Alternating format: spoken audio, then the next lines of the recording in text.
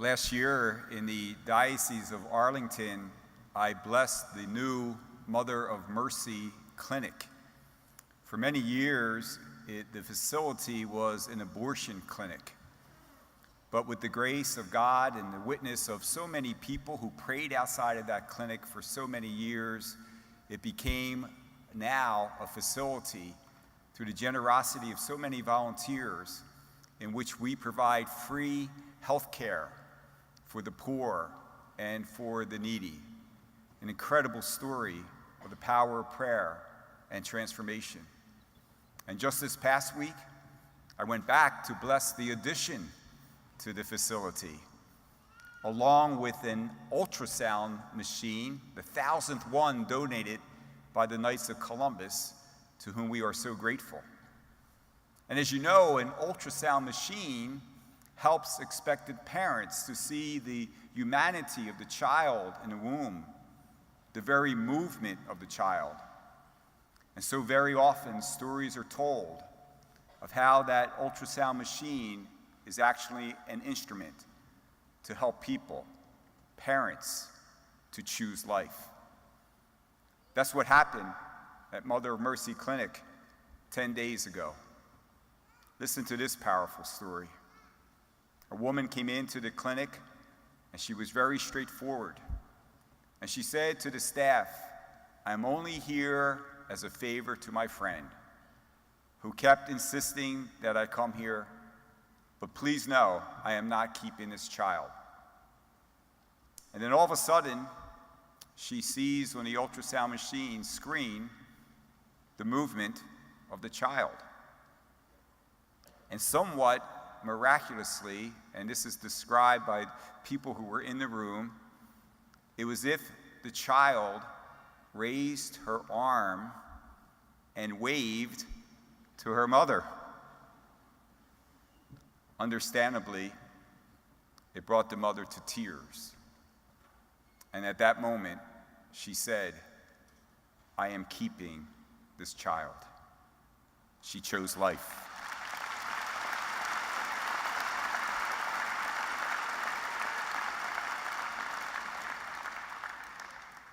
Dear friends, I think that is a very beautiful and powerful image, because I can imagine the number of children in the womb waving to you today, saying, "Please notice me, please acknowledge me, please protect me." And they're doing so because tragically in our nation, they are referred to as a choice. And the pregnancy can be terminated without consequences, because even more tragically, abortion is legalized in our nation. And so you are here today to respond. And you do so in the most perfect way possible by praying for the unborn at this Mass and asking God to protect them. You're responding as faithful witnesses to the sacredness of all human life at every stage and the dignity of each and every human person, the unborn, the poor, the vulnerable, the inmate, the immigrant, without exception, the dignity of every human person. You respond today in such a special way by going forth from this Mass into our nation's capital to march for life. And as you do, be assured that God will use your witness in a miraculous way. Because what St. Paul said today in the first reading is true. The Lord, he said, can do far more than anything we ask for or imagine, because of the power at work within us. And as you go forth today, and as you march for life, It's quite possible that along the way you will meet people who outright reject you and the mission and message for which we stand. But they're not our enemy. You heard the ministry of Jesus in today's gospel. He came to seek out those who were lost. They're our brothers and sisters.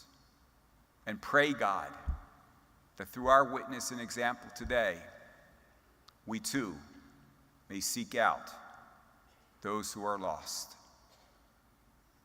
As I think about that image of the child waving in the womb, I really believe, my dear young friends, that as that child is waving, he or she is also saying, thank you.